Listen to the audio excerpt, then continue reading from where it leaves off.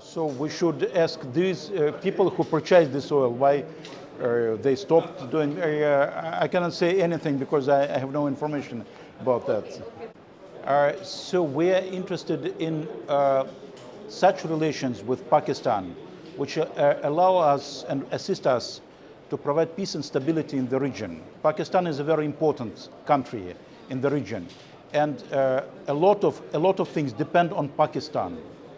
So establishing good relations, having good cooperation with Pakistan in the frames of Shanghai Cooperation Organization, we can fix a lot of regional problems, working together, staying together in front of all the dangers of this world. I said that in spite of the fact that Pakistan is not following any illegal sanctions against Russia, a lot of banks and companies there following these restrictions, and they do not want to cooperate with us.